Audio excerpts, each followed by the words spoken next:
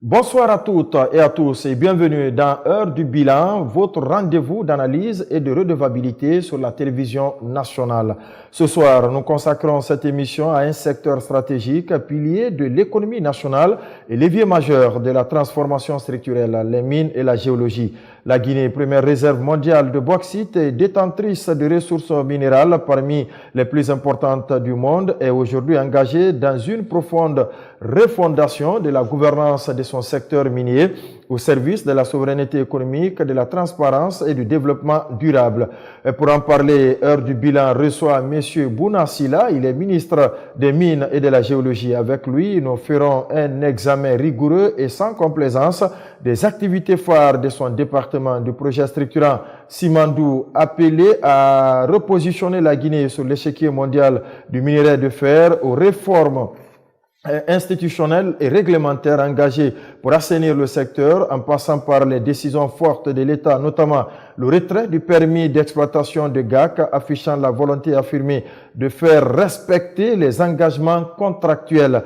Nous reviendrons également sur la dynamique des exportations minières, leur contribution aux recettes publiques, ainsi que les défis de la transformation locale à la responsabilité sociétale des entreprises minières et à l'impact du secteur sur les communautés riveraines.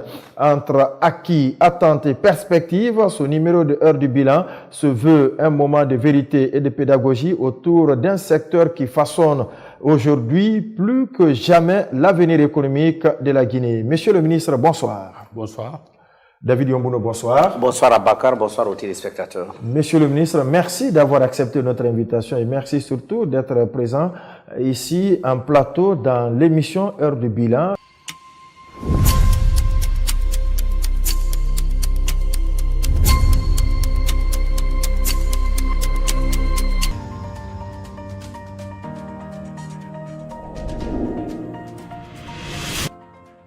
Le ministère des Mines et de la Géologie, une dynamique de transformation et de restitution de la souveraineté minière pour la République de Guinée. Depuis sa nomination à la tête du ministère des Mines et de la Géologie, M. Bouna Sylla a impulsé une vision claire, transformer le potentiel minier et géologique de la Guinée en un véritable levier de développement durable. Entre réformes structurelles, accélération des grands projets et signature de conventions stratégiques, M. Bouna Sylla, depuis son arrivée, a su insuffler au secteur minier une dynamique nouvelle portée par une culture de gestion résolument axée sur les résultats dans une logique de coordination intelligente et de partenariat responsable garantissant une meilleure convergence des intérêts, une exécution efficace des projets et une valorisation optimale du potentiel minier au service de la stabilité sociale et du développement économique durable. La République de Guinée mérite un secteur minier structuré, performant et responsable au service durable de l'économie et de l'équilibre social. Nous parlons donc du secteur des mines et de la géologie. Vous êtes le premier responsable. On a reçu différents ministres sectoriels avec lesquels nous sommes revenus en long et en large du programme Simandou. Vous êtes également partie prenante du comité stratégique du projet Simandou. Parlez-nous concrètement de ce projet et ses différentes composantes. Merci. Et d'abord, c'est un plaisir disons même une obligation, conformément à la volonté du président de la République, et que les personnes en charge de la gestion des affaires publiques puissent rendre compte. Et la redevabilité est extrêmement importante pour faire avancer notre pays. Ça s'appelle la reddition des comptes. Exactement, la reddition des comptes. Et parlant du projet Simandou, et sans aucune démagogie, ce projet, il est délivré aujourd'hui de la plus belle manière grâce au leadership du président de la République. Vous vous souviendrez que ce projet, il y avait deux projets qui étaient voisins. Et le projet de Simfer Rio Tinto, les blocs 3 et 4 de Simandou et les blocs 1 et 2 de WCS, chacun voulait faire sa ligne de chemin de fer et son port. WCS veut dire quoi? Winning Consortium Simandou. D'accord. Ce qui rendait le projet économiquement non viable pour la Guinée. Très lourd. Très lourd en termes de financement. Donc il a invité les investisseurs à travailler ensemble dans le cadre du co-développement. Et pour réussir ce qui a été réussi de manière historique, il a mis en place ce qu'on appelle le comité stratégique du projet Simandou. De quoi s'agit-il? Tout le monde connaît les lourdeurs administratives. Il a mis toutes les parties prenantes, notamment côté État, en charge du secteur, en tout cas qui ont des implications dans la gestion du secteur. Des implications directes. Directes au sein de ce comité, pour que les prises de décision se fassent au même endroit. C'est comme une forme de guichet unique au sommet de l'État, mais dont il est le premier responsable, qui reporte directement à lui, qui est présidé par le ministre directeur de cabinet, dont les membres sont le ministre secrétaire général, M. Djiba Diakité, le ministre secrétaire général, le ministre du budget, le ministre de l'économie et des finances, le ministre de l'environnement, et le ministre des Mines, bien sûr, le secrétaire général du ministère des Mines, le secrétaire général du ministère de l'énergie, le conseiller du président en charge des questions minières, l'administration de contrôle des grands projets.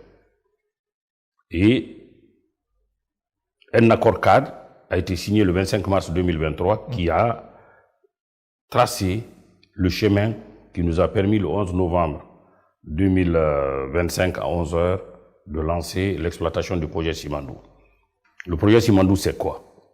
C'est ce qu'on veut savoir, là, monsieur le ministre. Le projet Simandou a 4 composantes. On a 2 mines. Les blocs 1 et 2 opérés par Winning Consortium Simandou, dont les actionnaires sont Winning, qui est une société de transport maritime singapourienne, qui est active dans la bauxite en Guinée à travers la SMB. On a Weiqiao, qui est le numéro 2 mondial de l'aluminium, qui est une entreprise privée chinoise, et Baowu, qui est le leader mondial de l'acier. Qui est aussi chinois. Qui est une société d'État chinoise, il faut le rappeler. Ensuite, on a Simfer Rio Tinto, et qui est opéré par Rio Tinto, mais dont les actionnaires sont Chinalco, qui est une société d'État chinoise, Baowu, CRCC, China Railway Construction Company, c'est une entreprise d'infrastructure, et Chek, China Harbour Engineering Company, qui est une société de construction portuaire. Ça, c'est la première composante, les 2 mines. La seconde composante, c'est un chemin de fer de 650 km. Les rails sont faits déjà. Les rails sont faits, c'est pour ça qu'on a lancé bien sûr le 11 novembre. Et la spécificité de cette infrastructure, c'est un chemin de fer double voie, c'est unique en Afrique, dans notre sous-région, même je dirais en Afrique. Ça veut dire? Il y a une voie qui descend et une voie qui remonte. D'accord. C'est un chemin de fer double voie. C'est pas comme le chemin de fer, tous les chemins de fer qu'on a connus dans le pays. C'est des chemins de fer à voie unique. Ce chemin de fer, c'est un chemin de fer qui a double voie. Donc, il pourra faire passer beaucoup de capacités, notamment l'exigence de l'État, du président de la République, que ce soit un chemin de fer multi-utilisateur et multi-usagers. Qu'est-ce que ça veut dire? Qu'il y a la possibilité de faire du transport de marchandises et du transport de passagers. Pas seulement le transport de minerais, mais également permettre à toutes les mines qui sont le long du corridor de pouvoir avoir un droit d'accès à l'infrastructure. Ce qui a même un impact en termes d'aménagement du territoire, mais également en termes d'impact environnemental pour ne pas avoir des chemins de fer partout. Ça c'est la deuxième composante, c'est un chemin de fer de 650 km qui fait du transport du minerai, transport passager quotidien, un train de Bela sur Moribaya et un train de Moribaya sur Bela et 3 trains marchandises par semaine. Import. Ça, c'est la 4e composante. Ça, c'est la 3e composante. OK. La 3e composante. La 3e composante, import, au même titre que le chemin de fer, qui est un port minéralier et commercial. C'est-à-dire qu'il va permettre du transport de marchandises en importation et en exportation. D'accord. Et les quais minéraliers.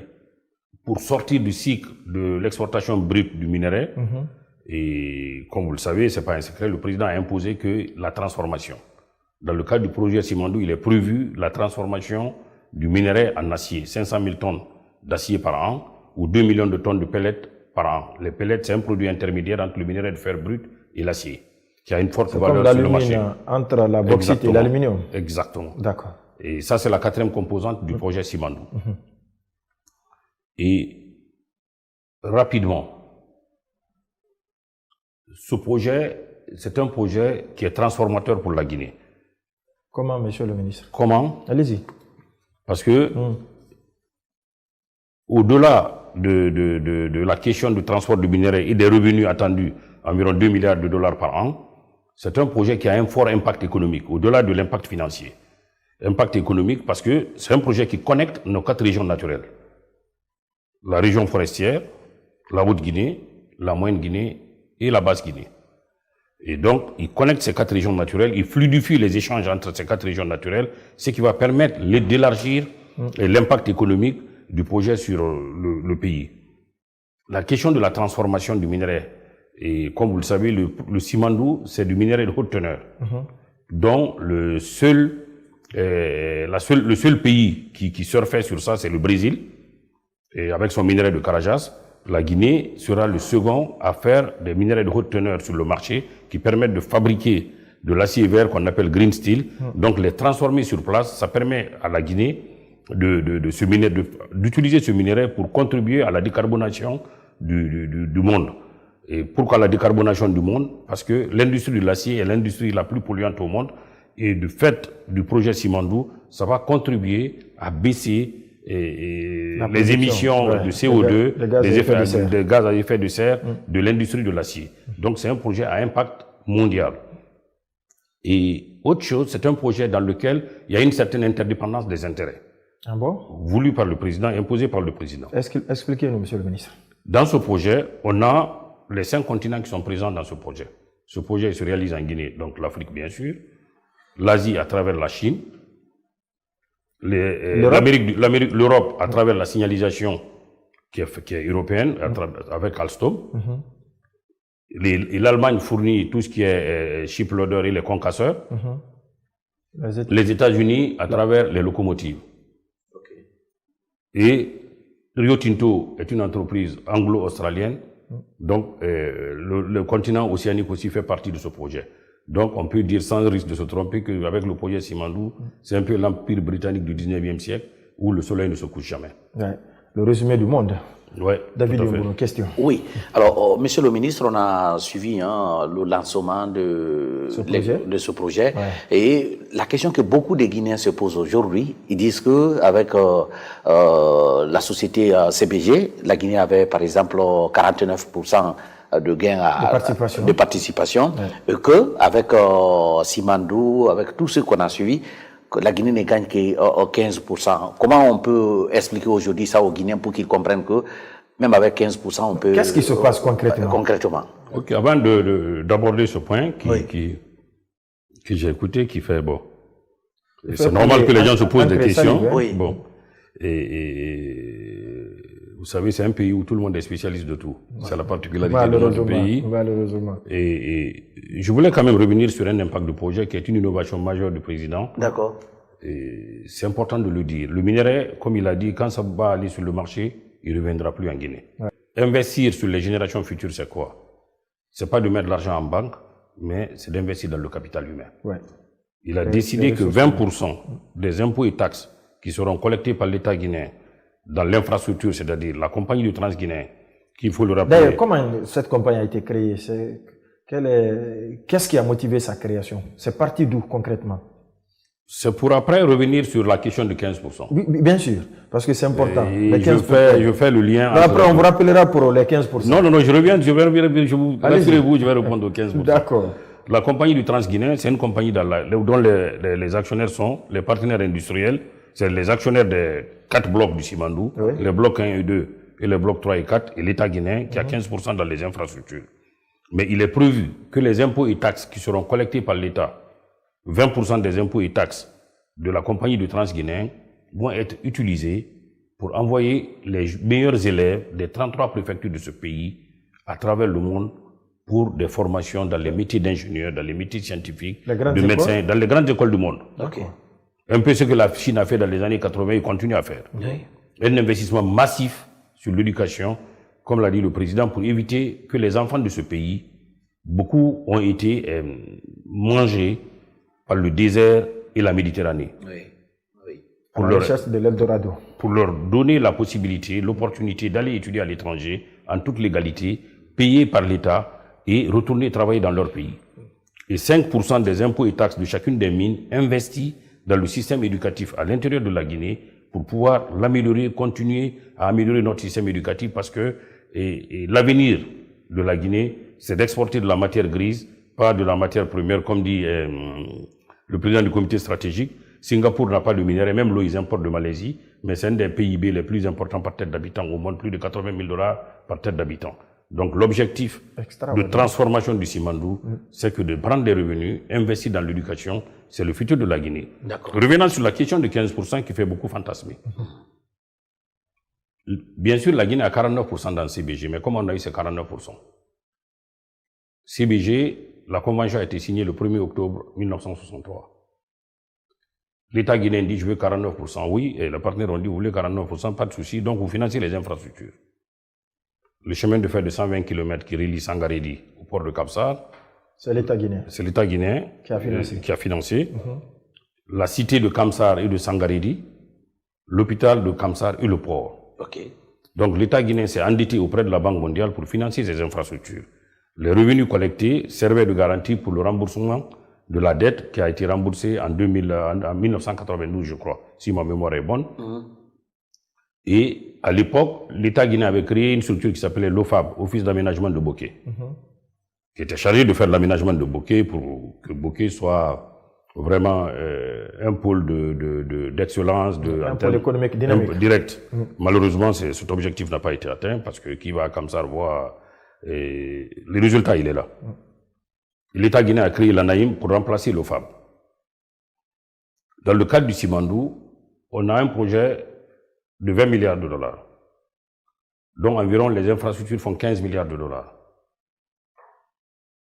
L'État guinéen peut se prendre le luxe de dire, bon, je vais m'endetter pour financer, pour lever sur le marché, ou en tout cas aller auprès des banques, lever 15 milliards de $, pour que je puisse avoir 49% d'actions, alors que, au bout de 35 ans, cette infrastructure te revient gratuitement,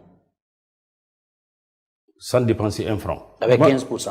Avec 15% pendant la phase de la période 2025, de la période maintenant, jusqu'aux 35 ans, l'État guinéen bénéficie de 15% de participation non contributive, non dilutive. D'accord.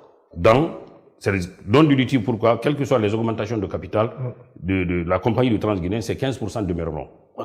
Et à la fin des 35 ans, l'infrastructure revient gratuitement dans le portefeuille de l'État. Je ne vois pas la logique économique qu'on investisse, qu'on aille s'endetter pour 15 milliards, pour le luxe d'avoir 49% dans les mines, pour une infrastructure qui nous revient gratuitement au bout de 35 ans. Si je vous comprends, Monsieur le ministre, si vous permettez. Bon, peut-être que j'ai loupé des choses. Je voudrais vous poser cette petite question, parce que quand vous prenez le code minier, c'est 15% de participation gratuite qui sont données à la Guinée. Vous voulez nous dire qu'en plus de ces 15% de participation dans les mines, on a aussi d'autres participations au niveau des infrastructures? Et dans la loi, exactement. Dans la loi guinéenne, les infrastructures en général, c'est la loi BOT. Il n'y a pas de participation. Tu réalises, tu exploites. Dans le code minier, c'est 15%. Et dans le projet Simandou, au-delà des 15% on a la possibilité d'augmenter cette participation de 20% supplémentaire au coût historique pour nous amener à 35% de participation dans les mines. Et dans l'infrastructure, on a 15% d'entrée. Et au bout de 35 ans, ces infrastructures reviennent gratuitement dans le portefeuille de l'État, contre 0 francs, contre 0 $ payé. Et les investisseurs, c'est un projet de plus de 100 ans, les mines vont continuer à utiliser cette infrastructure, mais l'ensemble des revenus et redevances seront maintenant intégralement donnés à l'État parce qu'il n'y aura plus d'autres actionnaires que l'État guinéen. Et c'est la logique économique. Maintenant, et tout le monde est expert, je ne vois pas l'utilité de la comparaison, en tout cas en tant que quelqu'un de pas spécialiste. Juste question minière de toutes les façons. Non, question de pur, comment on appelle ça, de bon sens, parce que c'est la chose la mieux partagée. Le bon sens. Je ne vois pas pourquoi je vais m'endetter pour avoir 49% pour bénéficier d'une infrastructure, alors que cette infrastructure me revient au bout de 35 ans gratuitement. D'accord. Autre sujet, c'est bien GAC. On a vu que la société, son permis d'exploitation lui a été retiré. Pourquoi? Et après, est-ce que vous avez calculé les conséquences? Parce que on nous apprenait qu'il y a beaucoup de travailleurs au niveau de Global Aluminium Company. En fait, vous vous souviendrez que le 8 avril 2022, le président de la République a invité toutes les sociétés qui ont des engagements de réaliser des raffineries en Guinée. Pour dire que la Guinée respecte ses engagements, mais la contrepartie est que chacune des sociétés respecte aussi les engagements souscrits à l'égard de l'État guinéen. Et ce même discours est dans la continuité du discours du 16 septembre 2021, lors de la rencontre entre le président de la République et les investisseurs miniers. Les sociétés qui respectent leur engagement, il n'y a aucun problème avec elles. Avec l'État guinéen. La société GAC, la convention minière a été signée en octobre 2004, soit 21 ans aujourd'hui. Si ma mémoire est bonne, c'est le 15 octobre. La société, le nom de la société, c'est GAC, Guinea Alumina Corporation. Il n'y a pas de bauxite dedans, c'est pour faire de l'alumine. En 2013, il y a eu un avenant à la convention de base de GAC avec l'État guinéen, autorisant GAC à faire de la bauxite, ce qui n'était déjà pas normal, mais les accords sont les accords. Et dans cet avenant, il était prévu que GAC fasse la bauxite de la première phase, et le projet de bauxite devait entrer en production en 2017, et la raffinerie devait être construite en 2022. GAC, voyant qu'il ne pouvait pas respecter cet engagement, il a fait un changement du chronogramme de réalisation du projet en 2017, et lors de ce changement de chronogramme, il devait réaliser le projet de bauxite en 2019, et la raffinerie, la fin de la construction était prévue le 30 septembre 2026. Et dans ce chronogramme négocié avec GAC, il était prévu qu'en juillet 2023, GAC devait soumettre à l'État guinéen la sécurisation du financement du projet, c'est-à-dire de réalisation de la raffinerie. Ça a été fait?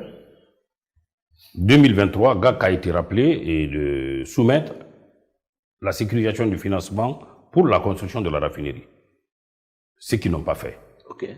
Malgré cela, l'État de bonne foi a continué les discussions avec GAC qui ont abouti à la signature d'un accord préliminaire le 6 juin 2024, et le projet a été ramené au comité stratégique par le président de la République afin d'accélérer la mise en œuvre de la raffinerie de GAC. On a signé un accord préliminaire le 6 juin 2024 et le 6 décembre, on devait signer l'accord final. Contre toute attente, GAC a refusé de signer l'accord final concernant le projet de raffinerie. Conformément à l'article 88 du Code minier, une mise en demeure a été adressée à GAC en mai 2025, qui exige que dans un délai de 45 jours, tu dois soumettre à l'État toutes les preuves de réparation de tes obligations afin que le projet de raffinerie puisse être réalisé.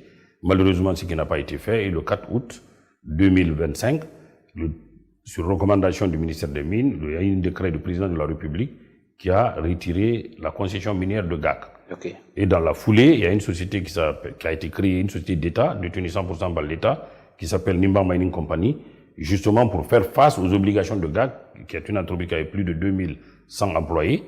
Il fallait que ces employés soient protégés, garantis, c'est des Guinéens. C'est le cas aujourd'hui? C'est le cas aujourd'hui. Et Nimba Mining Company, le premier chargement du minerai a été fait 3 mois après, juste 3 mois après, le 4 novembre 2025. Le premier chargement du minerai ont commencé. Et aujourd'hui, tous les emplois, les anciens employés de GAC ont été réintégrés. Et tous les contrats de sous-traitance tels qu'ils étaient conclus ont été reconduits avec la nouvelle société pour uniquement les besoins d'emploi qui sont extrêmement importants pour le président de la République. Il fallait que ces emplois soient maintenus et protégés et dans les mêmes conditions. Et c'est pas parce que l'État reprend que ça sera des emplois ou des conditions de travail dégradées, mais plutôt l'État doit donner le meilleur exemple. Au même titre que d'autres grands pays miniers. Je prends l'exemple du Brésil avec Vale, qui était une société d'État avant, qui s'appelait CVRD, Compagnie Valerio Dossé. On prend le Chili, Codelco. Codelco, c'est la première société de production de cuivre au monde, mais c'est une société contrôlée 100% par l'État chilien. Donc, c'est une nouvelle phase que le président a enclenchée dans le développement minier de notre pays, en faisant de l'État un acteur au même titre que les autres entreprises minières. Donc, Nimba Mining, l'année prochaine, l'objectif de production, c'est de faire environ 10 millions de tonnes. et les études de faisabilité pour la construction de la raffinerie vont commencer l'année prochaine. Et la vision globale du président, et qu'il a demandé au comité stratégique de mettre en œuvre, est de faire de Nimba une société holding qui a des filiales. Il y aura une filiale or, Nimba Gold, Nimba Base Metal, tout ce qui est métaux de base, le nickel, le cuivre et le cobalt. Nimba Logistique et Services, c'est-à-dire tout ce qui est toute la partie logistique que vous comprendrez qui sont extrêmement, qui est du moins extrêmement importante dans le développement du secteur minier, et la partie minerai de fer aussi. Donc ça va avoir plusieurs filiales, la partie bauxite et raffinerie. D'accord. Est-ce que la prise d'interdiction, si vous permettez, est-ce qu'elle n'est pas risquée ou bien elle a plutôt des avantages pour notre pays, monsieur le ministre? Elle est risquée si on veut gérer l'entreprise comme une boutique, excusez-moi de l'expression, c'est une boutique, c'est une expression comme ça, comme une boutique de Libanais. C'est une entreprise qui est gérée conformément aux meilleurs standards. Et le président a exigé, même les membres du conseil d'administration, les nominations se feront par appel à concurrence. En dehors du président du conseil d'administration, les autres membres du conseil d'administration seront désignés par appel à concurrence. Le directeur général et les principaux directeurs, le directeur financier et les principaux directeurs ont été désignés par appel à concurrence.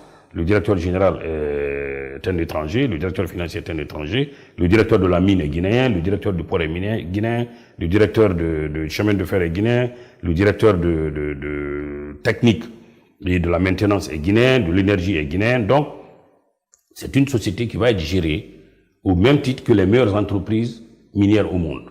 C'est ce qui permettra, parce qu'il ne faut pas oublier, cette société, c'est 14 millions d'actionnaires.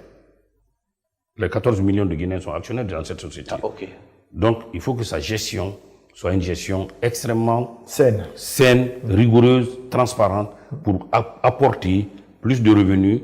Et ces revenus vont permettre à la mise en œuvre du programme Simandou 2040 qui prévoit 122 projets, 36 réformes pour que la Guinée soit sur le chemin de l'émergence à l'horizon 2000, dans les 15 prochaines années, c'est-à-dire en 2040. D'accord. Question suivante, David Yombouna. Oui, vous avez dit tout à l'heure, Nimba Mining Company, il y a une filiale or, et puis vous avez cité d'autres métaux. Est-ce que ça veut dire que sur le même site-là, on trouve ces métaux-là?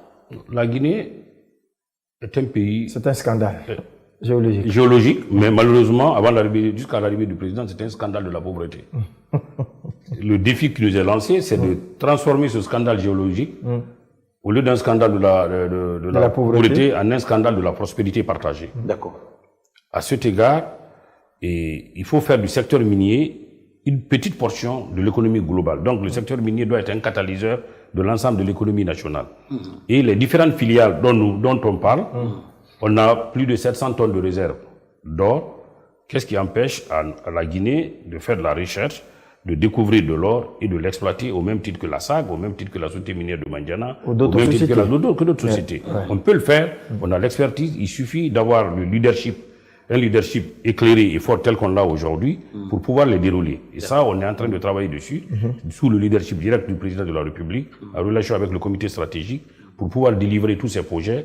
Je vous disais que l'année prochaine, on va entamer les études de faisabilité pour la réalisation de la raffinerie que GAC a refusé de faire. L'État guinéen pourra le faire, avec seul ou avec des partenaires, que cette raffinerie puisse avoir lieu, parce que de 2025 à 2030, l'objectif qui est assigné au ministère des Mines par le programme Simandou 2040, c'est d'avoir 5 raffineries, avec un objectif de production de 6 millions de tonnes d'alumine. Cette année, on a lancé le 26 mars 2025, pour la première fois depuis l'indépendance, il faut le rappeler, parce que l'usine de Fria, ça a été construit par le colon pendant la période coloniale et qui a été inaugurée en 1960. La première raffinerie post-indépendance, la construction a démarré cette année, le 26 mars 2025, à Bofa, avec la société SPIC, State Power Investment Company.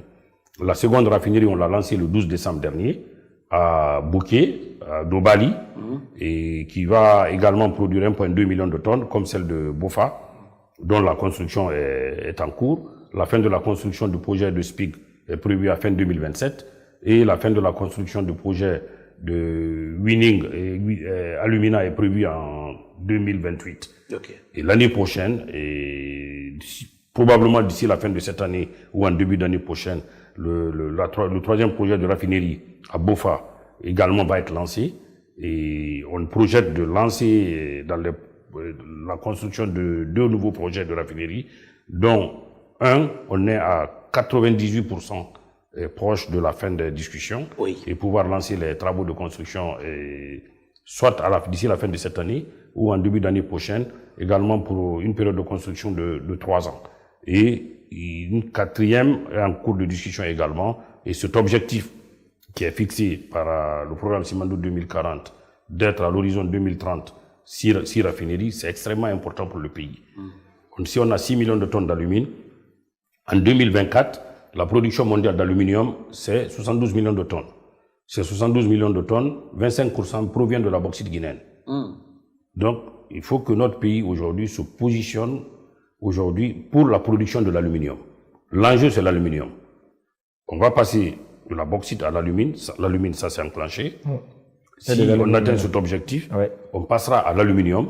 On est un pays d'une pluviométrie abondante et les maisons sont construites avec en tout cas les toits, c'est des feuilles de tôle.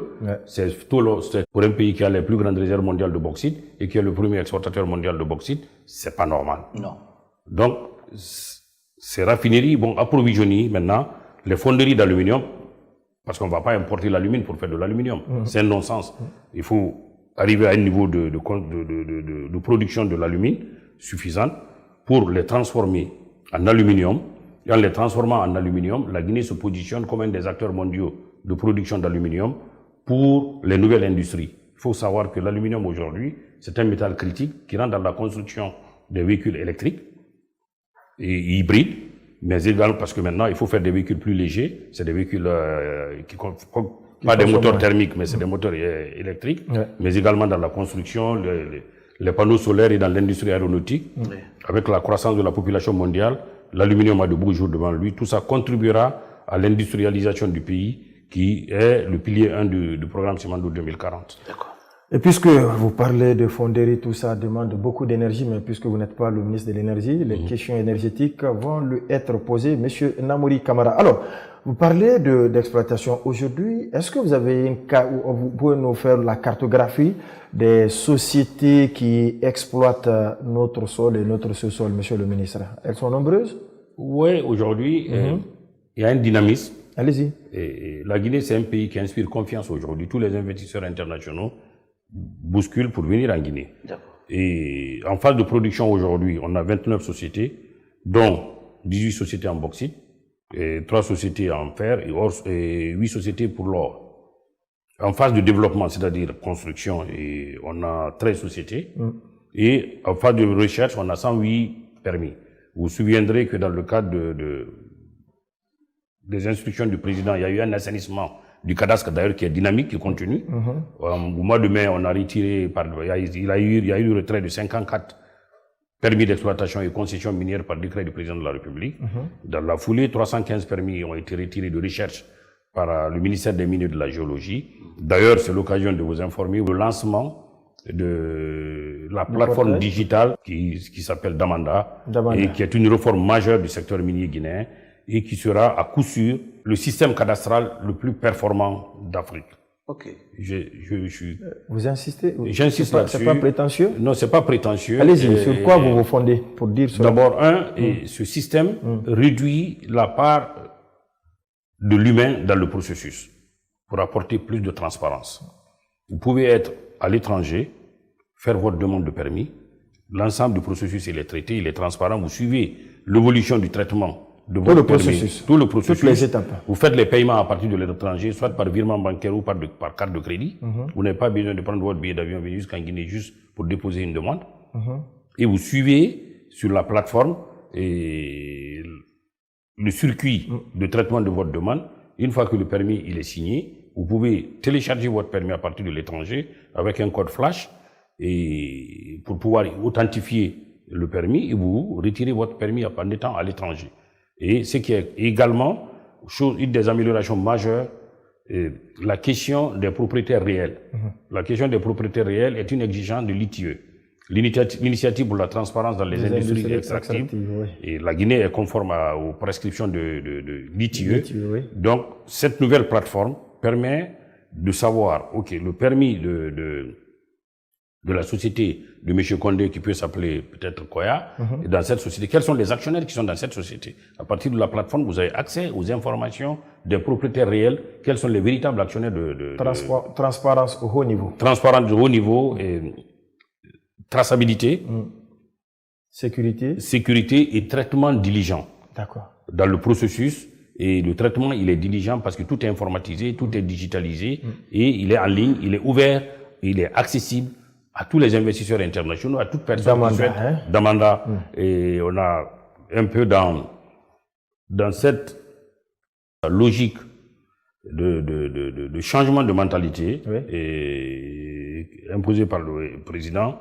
Et on veut que nos plateformes portent des noms locaux. Vous voyez par exemple la plateforme qui fait les appels d'offres, les marchés publics s'appelle Télémo. Il y a la plateforme Sonoya. Donc, et dans le même ordre d'idée, on a demandé à chaque cadre de proposer un nom local qui pouvait porter le nom de la plateforme. Ouais. Donc, d'où le nom d'Amanda est venu comme ça. Bon, vu Amanda, ça veut dire Amalenke, bon, à la mine, quoi. Quelque chose comme ça. Ok. Alors, Monsieur le ministre, vous avez cité tout à l'heure les sociétés qui sont... Le nombre de sociétés opérationnelles en Guinée. Est-ce qu'on peut avoir une idée, un aperçu des exportations de la Guinée durant l'année 2025 qui s'achève et l'impact de cette exportation en termes de contribution aux recettes publiques? En 2024, l'État guinéen on a exporté 145 millions de tonnes de bauxite. Ok. Et en 2021, 102 millions... D'abord, 2020, 85 millions de tonnes. 2021, 102 millions de tonnes. 2023, 126. 2024, 145 millions de tonnes. Et en termes d'impact, je donne un chiffre. Contribution aux collectivités locales, notamment aux communautés riveraines impactées par l'activité minière. 2021, 2022, 2023, c'est 558 milliards de francs guinéens qui ont été payés par les sociétés minières en faveur des communautés riveraines directement impactées par l'activité minière, ce qui a fait environ 60 millions de dollars. Et si ces fonds sont bien gérés, ça va contribuer à développer un écosystème autour des zones d'exploitation minière par la création d'activités génératrices de revenus. Et pour éviter que ces fonds n'aillent dans les poches, on a fait une réforme de la gestion du FODEL, le Fonds de développement économique local. Il y a eu un arrêté conjoint du ministère des Mines et du ministère de l'administration du territoire et de la décentralisation, signé en juillet 2024, pour apporter plus de transparence dans la gestion de l'utilisation et la gestion des fonds destinés aux collectivités locales directement impactées par l'activité. Une bonne partie à l'ANAFIC, hein, c'est ça? Oui, en fait, pour éviter différents comptes, il a été décidé que les fonds destinés aux collectivités, tous ces fonds doivent être domiciliés au sein de l'ANAFIC, l'Agence nationale de financement des collectivités locales. Vous savez, en Guinée, on a fait une décentralisation sans moyens, mais avec l'ANAFIC, vous avez les fonds de FODEL, Fonds de développement économique local, qui sont prévus par le Code minier. L'origine de ces fonds, c'est 5%, et 0,5% du chiffre d'affaires des sociétés qui sont dans la bauxite et le minerai de fer sont alloués aux collectivités directement impactées. Pour l'or et le diamant, c'est 1%. Maintenant, il y a les fonds aussi, de ce qu'on a, le fonds qu'on appelle le FNDL, le Fonds national de développement local, prévu par l'article 165 du Code minier, qui fait que 15% des impôts et taxes collectés par l'État guinéen sont alloués au Fonds national de développement local qui vont être repartis. Ce fonds va être reparti à l'ensemble des collectivités locales du pays, sur une base de péréquation en tenant compte des populations et d'autres critères objectifs qui sont définis. Et il y a le fonds aussi qui est appelé FODECOM, qui est le fonds de développement, je crois, du Grand Conakry. Tous ces fonds sont domiciliés au sein de l'ANAFIC, mais il y a des procédures qui ont été mises en place avec l'appui des partenaires qui permettent d'apporter plus de transparence dans la gestion de ce fonds, mais également une fois que les fonds sont mis à disposition des collectivités locales. Vous avez parlé de Damanda comme une des réformes. Est-ce qu'il y a d'autres réformes qui ont été opérées au cours de l'année 2025 qui s'en va? Si oui, lesquelles, Monsieur le ministre? Les réformes majeures qui sont opérées, en fait, c'est la mise en œuvre de notre réglementation. Allez-y. Il y a le droit de transport qui est prévu par le Code minier. Il est prévu par le Code minier que 50% de la production minière doit être transportée par des navires battant pavillon guinéen ou assimilés. À ce titre, il y a une société qui s'appelle Guitram, la Guinéenne des transports maritimes, qui a été créée. et en relation avec le ministère des Transports et la Société guinéenne du patrimoine minier pour le transport de la production minière. Ensuite, pour pour l'amélioration des revenus de l'État guinéen issus de l'exploitation minière, notamment de la bauxite, dans les prochains jours, au même titre que Damanda, il y a une plateforme qui va être lancée, qui va s'appeler GBX, Guinea Bauxite Index, c'est-à-dire c'est l'index de la bauxite guinéenne, pour permettre en temps réel de savoir quel est le prix de la tonne de bauxite qui sort de notre pays pour aller vers les marchés internationaux. Quel est le coût du transport? C'est ce qui permettra de sécuriser la collecte des revenus miniers par l'administration fiscale, parce qu'il faut rappeler, le rôle du ministère des Mines n'est pas de collecter les revenus. Les revenus sont collectés par le ministère du Budget à travers la Direction générale des impôts et la Direction générale des douanes. Mais la mise en place de cet index va amener plus de transparence dans la détermination du prix de la bauxite en temps réel. On sait que cette semaine, voici le prix de la bauxite guinéenne rendu en Chine. Le coût du transport, il est de combien? Le prix de la bauxite, il est de combien? Et cette plateforme va être lancée dans les prochains jours. Ça sera une mutation extrêmement profonde de notre industrie et plutôt de l'industrie minière guinéenne, notamment en termes d'impact et d'amélioration des revenus collectés par l'État en apportant plus de transparence dans la détermination du prix de la bauxite. Nous allons donc partir avec les questions des citoyens. David Yombono, première question.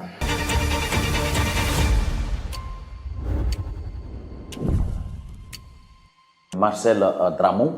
Monsieur le ministre, vous vous battez pour l'assainissement du cadastre minier. Vous avez retiré beaucoup de permis. Merci déjà pour cela. Mais n'y a-t-il pas peu d'abus par endroit? Certains évoquent même des règlements de compte. Sur quelle base avez-vous retiré les permis?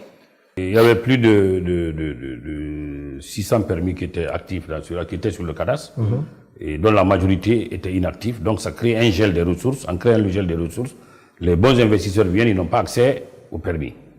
Premier point. Deuxième point, tous les retraits sont fondés sur l'article 88 du Code minier et d'autres dispositions pertinentes du Code minier. Et si l'investisseur ne respecte pas ses engagements, ses obligations contenues dans le titre, la solution, il n'y a pas d'autre voie, c'est de procéder au retrait.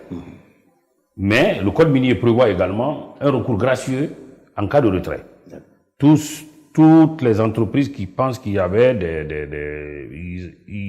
ils avaient des arguments pour démontrer qu'effectivement le retrait n'était pas justifié, ont déposé les recours et la plupart des recours ont été examinés et le résultat, en tout cas à ma connaissance, le résultat va être publié dans les prochaines semaines et tous les retraits sont fondés. C'est vrai qu'il faut tout examiner, mais sur la base des dispositions du Code minier. Ils ont ceux dont les Est-ce que vous pouvez rassurer qu'il n'y a pas de règlement de compte? Il n'y a eu aucun règlement de compte. D'accord. Et il y a pas d'abus non plus. Pas d'abus.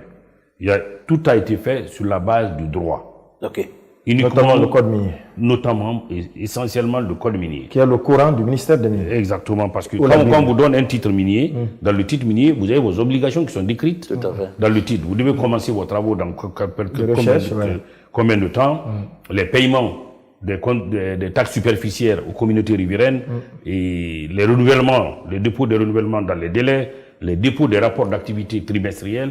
Il y a tout un ensemble d'obligations qu'il faut respecter. Si on ne respecte pas une des obligations, on a respecté sur 10 obligations par exemple, ou sur 5, on a respecté 4, on n'a pas respecté une, on n'a pas respecté ses engagements. D'accord. Même si on peut bénéficier d'une doléance. Oui, on va aller avec la deuxième question. La deuxième question, elle est de Abou Kamara. Lui, il est à Poya, dans le Grand Conakry. Le secteur minier est l'un des piliers de l'économie guinéenne. Concrètement, quels bénéfices l'État et les communautés locales ont-ils tiré de l'exploitation minière sous votre mandat? Une question vaste, mais... Est-ce que c'est un mandat? Bon, je ne sais pas. Exactement. Bon, parce que je ne suis pas élu. Pas dit en passant. Et pas que depuis que je suis là, depuis que le président de la République est là, il y a une amélioration continue des revenus de l'État issus du secteur minier, des recettes tirées du secteur minier. Et deuxièmement, il y a une amélioration substantielle de la création des emplois. On prend simplement le projet Simandou, pendant la phase de construction, c'est plus de 50 000 emplois. Et la majorité de ces emplois, en phase d'exploitation, vont être perdus. Mais comment faire pour créer encore des opportunités d'emploi. C'est pour ça, ces projets de raffinerie sont lancés, dont chacune, celle de Bofa et celle de Boki vont créer chacune au moins 10 000 emplois pendant la phase de construction. Et les deux autres dont je vous parlais tout à l'heure, ça fait à peu près 40 000. Et l'ensemble de ces nouvelles sociétés, mais y compris dans d'autres, que ce soit dans l'or, il y a beaucoup de projets à la fin de cette année-là. Il y a une société aurifère qui finit sa construction à Kouroussa.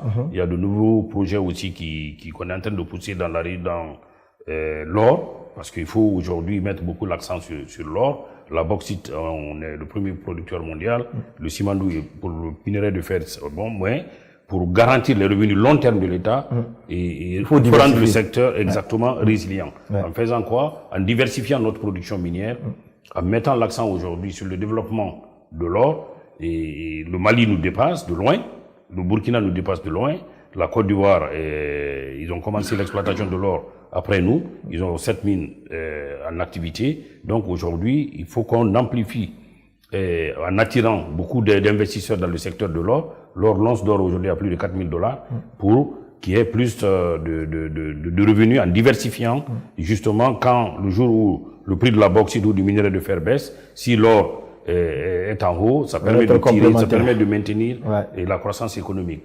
Et l'autre bénéfice j'ai parlé de l'emploi, mais l'autre bénéfice, c'est en faveur des communautés riveraines avec le contenu local. Le contenu local, c'est quoi? C'est 3 axes. Au regard de la loi de septembre 2022, donner des opportunités d'emploi aux Guinéens, donner des opportunités d'affaires aux entreprises à capitaux guinéens ou détenus par des Guinéens. Je prends l'exemple de Total. Total, c'est une société de droit guinéen, mais à capitaux étrangers. C'est des sociétés détenues par des Guinéens, contrôlées par des Guinéens, dont les capitaux sont entièrement détenus par des Guinéens, qui bénéficient de la politique de contenu local de l'État. Et troisièmement, offrir des opportunités de formation et de transfert de compétences. Et à ce titre, il y a tout un ensemble de programmes. Capital humain, le programme avec les communautés riveraines. J'ai expliqué tout à l'heure, pour les trois années 2021, 2022 et 2023, et l'ensemble des communautés riveraines impactées dans la région de Kankan, la région de Farana, la région de Bouké et la région de Kindia, plus de 558 milliards de francs guinéens qui ont été payés par ces communautés pour pouvoir les investir, pas pour faire des mosquées ou des lieux de culte, c'est pour faire des activités économiques. C'est pour ça. Génératrice de revenus également. Exactement, ça s'appelle Fonds de développement économique local. Principalement les activités génératrices de revenus, construire des marchés, des écoles, des centres de santé et tout ce qui peut contribuer, des forages, à améliorer la vie des communautés riveraines. Et c'est ce qu'on a fait depuis qu'on est là et qui continue à être amplifié d'année en année, et conformément aux directives du président de la République et de son Premier ministre. Abou Kamara de Koya, les impacts environnementaux et sociaux de l'exploitation minière suscitent de nombreuses préoccupations. Quelles mesures avez-vous prises pour protéger l'environnement, renforcer le contenu local et garantir que les populations riveraines profitent réellement des projets miniers? Et c'est une très bonne question, c'est un défi permanent, les questions environnementales. Et nous travaillons étroitement avec le ministère de l'Environnement à travers l'Agence guinéenne d'évaluation environnementale pour que les études d'impact environnemental et social qui sont soumises par les sociétés soient de standard international.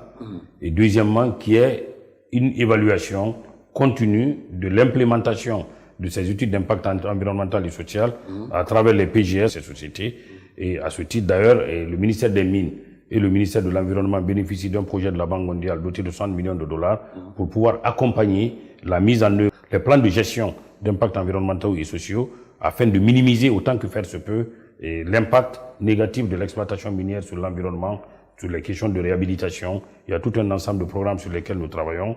La question de contenu local, j'en ai parlé tout à l'heure, mais c'est un sujet extrêmement important qui tient à cœur les plus hautes autorités du pays et sur lesquels nous travaillons au quotidien pour continuer à minimiser l'impact de l'exploitation minière sur l'environnement. C'est un défi permanent. D'accord. Avec votre permission, Monsieur le ministre, tout à l'heure vous avez parlé de l'assainissement du cadastre minier, des permis qui ont été retirés. Est-ce qu'au même moment, ça n'a pas découragé certaines compagnies minières qui aimeraient venir en Guinée en regardant cela, ou bien il y a eu toujours la bousculade à la porte du département des mines par des sociétés étrangères? Je vous garantis que l'assainissement a été apprécié par la communauté des investisseurs. Ok.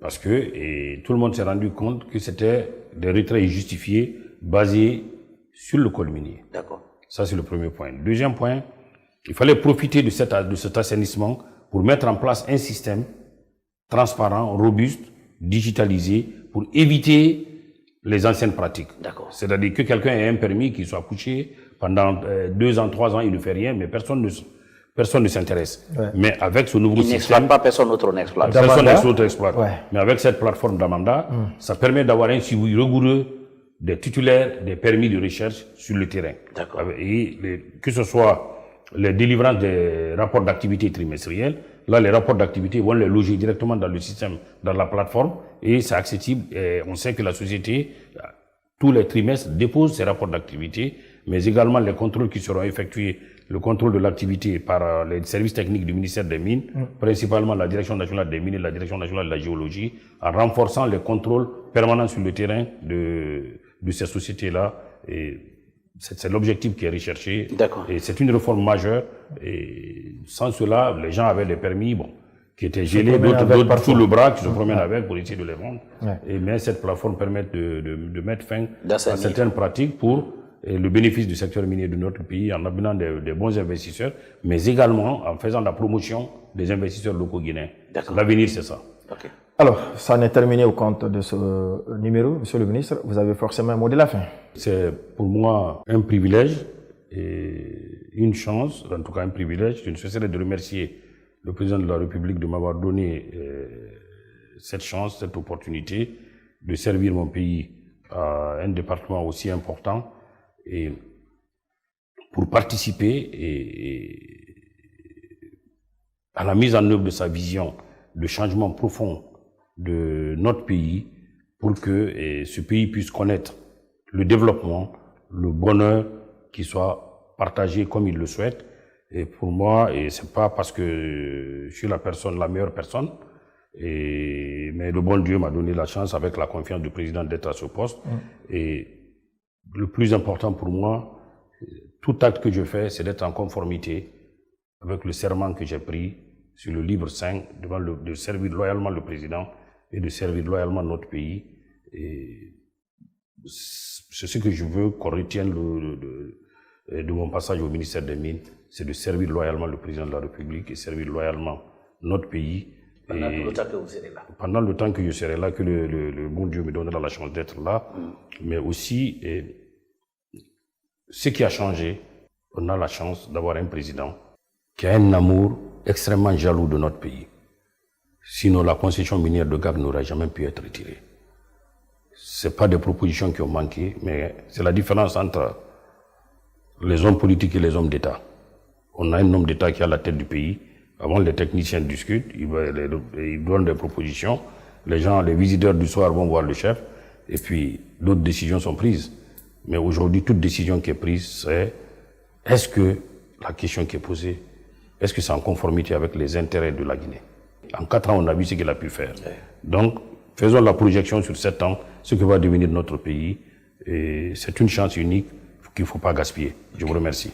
Merci à vous, Monsieur le ministre Bouna Sylla des Mines et de la Géologie. Merci également à David Yombuno pour la co-animation. Merci à Baka. À vous, téléspectateurs, vous qui avez suivi donc cette émission, merci de votre aimable attention.